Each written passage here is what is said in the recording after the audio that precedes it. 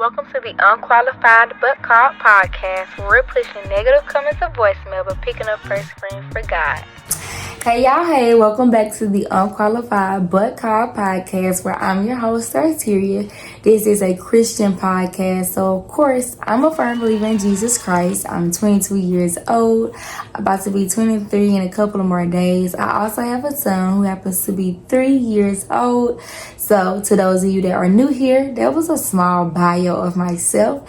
And to those of you that are coming back, I welcome all of you to this month's episode, the finale of season 1. And season 1 is titled, of course, After My Yes. I've just been talking about what my walk has been since I said my yes to Jesus Christ. It's a forever learning experience. If you have not watched the old episodes, we go all the way back up until August 2023. Please go and do so. But we're going to hop right on into this month's episode. It is titled Positions and Storms. We have a part 1 and a part 2. Part 1 is titled Positions. And we're going to be coming from Luke 10. Verses 38 through 42. So, positions. So let me just paraphrase the story really quickly, and then we're just gonna hop into the conversation.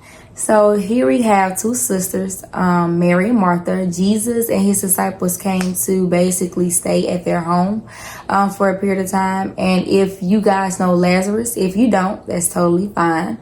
But Lazarus is the one who Jesus rose from the dead 4 days later.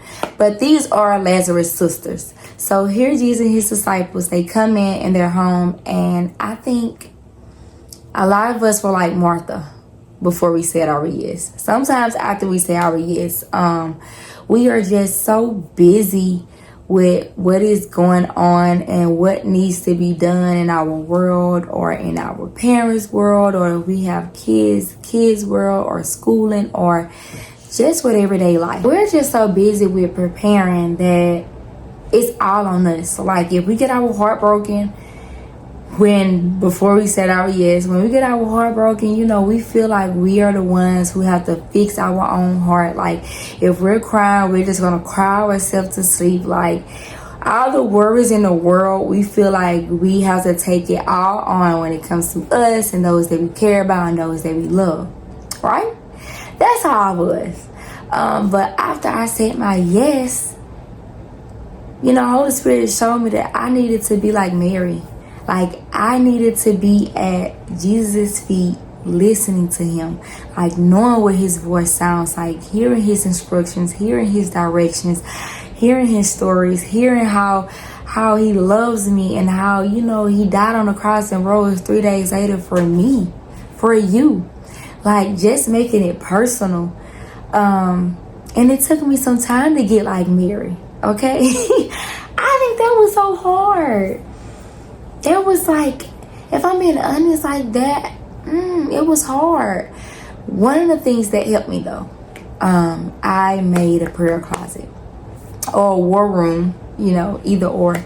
But I created a space where I knew I could run to God too. Like, just like we have a bed, when we get sleepy, we know we're able to run our bed. So I had an actual prayer closet in my home. And during this time, I wasn't going to church. Like, me and my family, we were not going to church. We were not involved into church. So after all, we are the church, but I wasn't around a community. So I had an in-home war room, an in-home sanctuary, if you will, a place where I could run to God every time I had a chance, or every time I needed to, every time I felt like my heart was breaking, every time I felt like things were spiraling out of control, every time I felt like the weight or the pressure of the needs of everyday life was getting too hard for me to carry, I will run to him with them and lay it at his feet. And as I was landing at his feet, I was also listening to him. I was listening for how he wanted me to move, or if he wanted me to sit still, or if he wanted me to, I don't know, whatever he wanted me to do, I was trying my very best to listen for that. So positioning matters.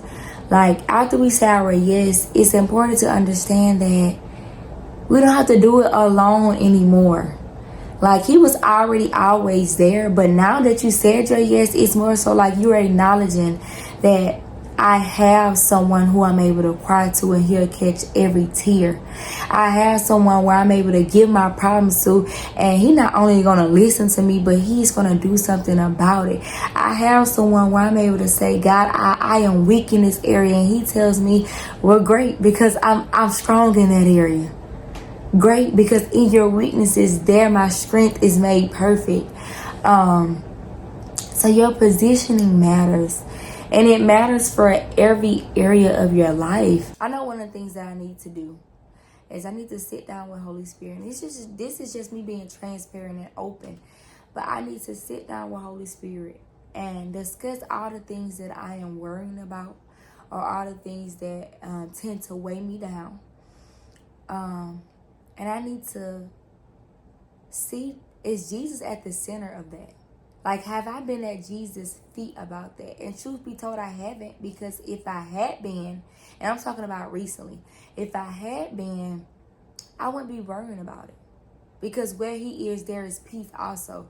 So, I wouldn't be worrying about, like, Martha, like, and that's just being honest. And sometimes that little Martha can get back up in you. But your positioning makes all the difference. When you allow Jesus Christ to be your firm foundation, that position makes all the difference. So even when Martha tried to sneak back up in you, it's like, hold up, wait a minute.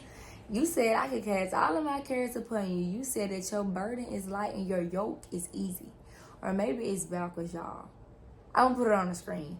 But these are the things that you tell me in your word, and your word is truth, and your word is alive. And let me just give some advice, I guess, on a couple of ways of how to go about this. Because I'm saying it and it's all good, but how can we actually make this applicable into our life? First and foremost, if you have the room in your closet, or your washer and dryer room, or a space in your room, dedicate that to the Lord. Once you do that, now it's like you have a set place or a set area where you're able to run to him.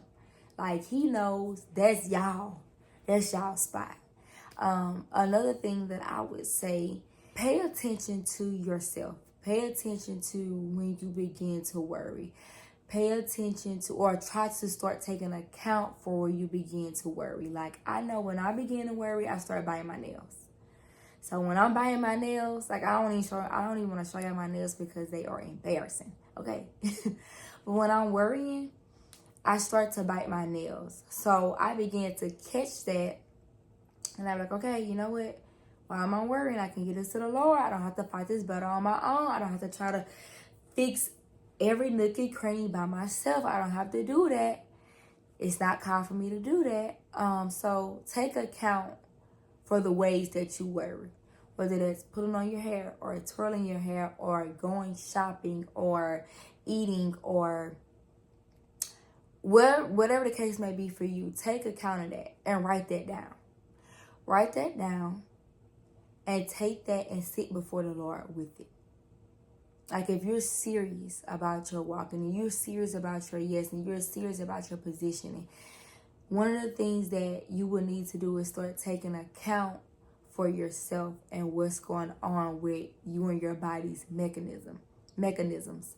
Another thing that I would say is always seek him, especially when it comes to decision making. Like, before you say yes, before you say no, before you say, I don't know, say, let me ask God about that. And what you are doing, you're training your mind to say, he has to say so. I don't have no input in this. I cannot give you a clear answer. I cannot say yes. I cannot say no. But what I can tell you is that I'm going to go and seek the Lord about the thing, and also understand that it's going to require patience, right? Because I said this in old episodes, where sometimes God does respond when we want him to respond, and sometimes he is silent. So if he's silent, then that means you don't need an answer right now. They don't need an answer right now. And if they are rushing you for an answer, me personally, I believe that's not for you. Like that isn't something that God has for you, because God is patient. That's who he is. That's his character. That's his characteristic. So your positioning matters. Ups and down, run to God. Your heart is broken, run to him. You're crying, you should be at his feet. In every area, and when you're listening to him, he will show you how to keep him at the center in every area of your life. Like even when it comes down to ties or relationships or schooling, when you're at his feet and you're seeking him about all things, like when you get a paycheck, okay, God, how should this be spent? Like, I know I have the light bill due. I know I have the water due. I know I have the car note due. I know I have all this due, and I just don't see how this would be able to stretch. But here I am presenting it to you, and I'm seeking you on it. I'm seeking you for the wisdom and the knowledge that it takes to do these things. And I know it's like, I know my light bill, do I need to pay it? But like when you begin to train your mind to seek him in all things, to be at his feet in all things, it's like you in a win-win situation. I know I always run to him. I don't care if I got it all figured out or not. Like, I'm going to always run to him, because we're going to always need him. We're going to always need him, especially during the times and the storms. So we're going to get into part 2. So you guys go ahead and click over to part 2, and I'll see y'all there.